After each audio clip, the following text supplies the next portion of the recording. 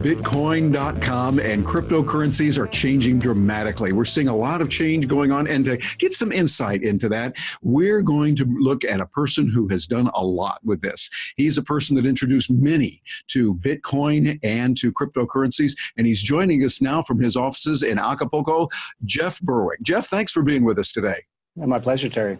It is an honor to have you here, sir, as we get rolling with Bitcoin.com TV, and glad to see that. But I got to ask you, Jeff, we got you here now. We're seeing the markets going through some wild gyrations as we're recording this in the last few weeks. We've seen it. What's going on, and is it time to jump, or what do we do? What do you recommend, Jeff? Well, as always, trying to watch these markets day by day is very difficult. My long-term view on these things is that, in general, the cryptocurrencies are going to change the world. So there definitely should be some hodling going on to some extent. The amount of people who are really worried about this most recent correction, I actually kind of find it a little bit funny, because if you think about it, 1 year ago today, Bitcoin was let me just look here, around $1,000. It's currently around 10,000, fluctuating all over the place at the moment. Yes. 1 year ago, Ethereum, let me just pull that one up. It was about $20. It's now about $1,000. About $1,000. Quite a bit of difference.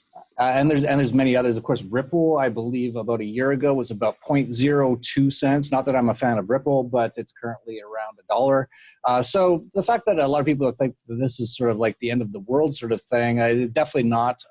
At the very least, we needed some sort of correction. These markets really, in my opinion, went way too high, way too fast, and we need a little bit of a pullback. We're getting that now. We'll see how far that pullback goes. You never know how far it could go, and it could go quite a bit further, in my opinion. I think that'd still be quite healthy. Nothing to worry about too much. If you've made a lot of profits in the last few years, I've recommended to Dollar Vigilante subscribers to take some profits in the last few months, and that's turned out to be very good advice. And for those who still to this day don't own any cryptocurrencies, start getting in now, and it's down. Bitcoin's currently down about 50% from its top. So a good time to start wading into these currencies, in my opinion, if you're new to them. Yeah, I like that. And I also like what you said about HODL, the HODL, hold on for dear life. A good idea in many markets. Another thing we want to look at is what's been going on within the Bitcoin community. And we see Bitcoin Cash, Bitcoin Core, and it seems like maybe at last we can put the war to an end. What are your thoughts on the big picture and where we're going with all of that?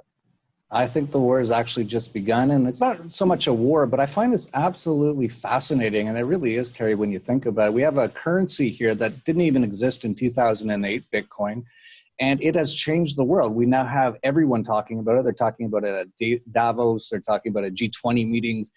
They don't know how to stop it. There is no way to stop it. If there was a Bitcoin office or a Bitcoin CEO, the CEO would already be arrested, and the Bitcoin office would already have a SWAT team gone to it years ago.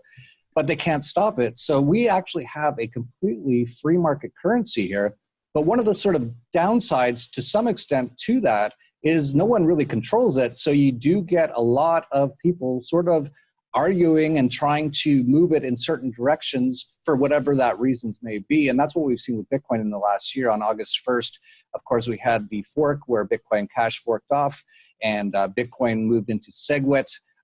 Over essentially slow transaction times and very large transaction fees, which has dramatically damaged Bitcoin. This has been, at the very least, a huge miscalculation by the people who are really supportive of Bitcoin Core and these changes, because we've seen now, I've seen, just add up all the companies. I just saw Stripe, one of the largest payment processors, just say last week they're not going to use Bitcoin anymore. They can't. Yeah, I think right. BitPay basically said they can't.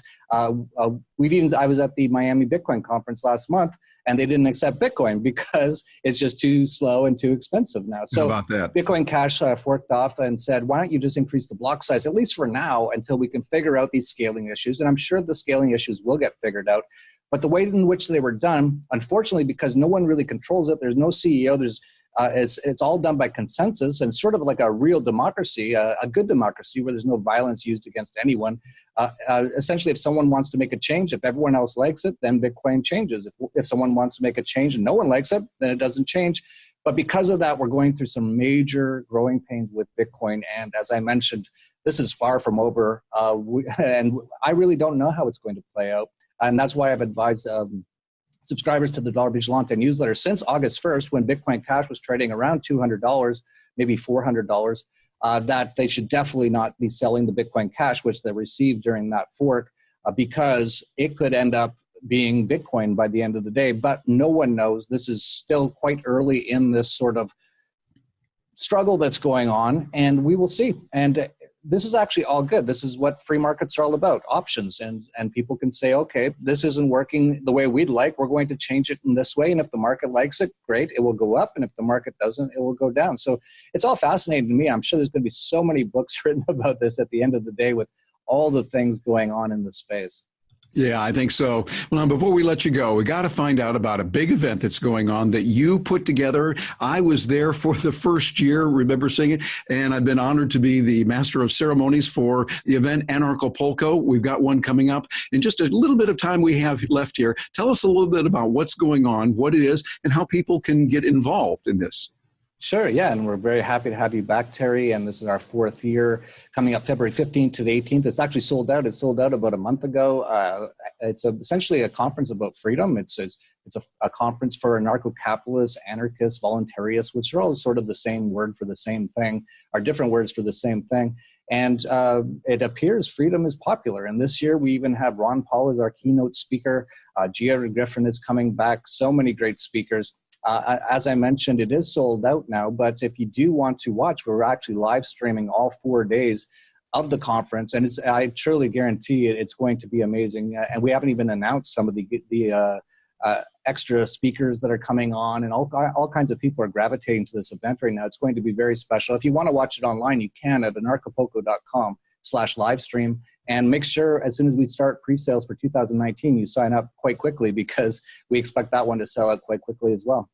All right. Well, you're doing a lot of good there, and we appreciate what you're doing for that. And of course, Bitcoin.com will be a platinum sponsor of Anarchapulco this year, and lots of good there. Jeff Berwick, you're a wonderful guy. We appreciate you, and thank you very much for joining us here on Bitcoin TV.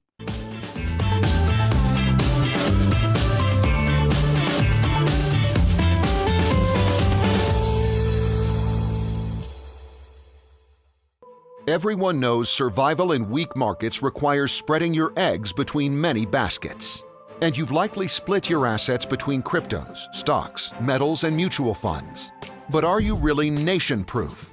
Or is your future lifestyle tied to the moves of one government, the whims of central banks, or one nation's monopoly on laws and regulations? Because on February 19, 2018, that'll all change for the better. At the TDV Internationalization and Investment Summit, 12 of the most well-known names in money, precious metals, stocks, investing, cryptocurrency, internationalization, and the permanent traveler or prior taxpayer lifestyle are getting together with one goal: to give you the tools you need to nation-proof your life and build real liberty, wealth, and success in 2018 and beyond, no matter what happens in the financial world. The 2018 summit is filling up fast, but a few tickets to this life-changing event in Acapulco, Mexico are still available. This is your chance to join Jeff Berwick, Ed Bugos, G. Edward Griffin, Roger Ver, Simon Dixon, Bix Weir, David Morgan, Mike Maloney, and more to uncover powerful action steps for a freer and richer life. So visit dollarvigilante.com/2018 summit for details. Unfortunately, Anarchapulco 2018 has sold out, but there's still time to watch the live stream by the pool with other liberty-minded investors before meeting and learning from the masters at the 2018 TDV Summit. Visit dollarvigilante.com/2018 summit now, before it's too late.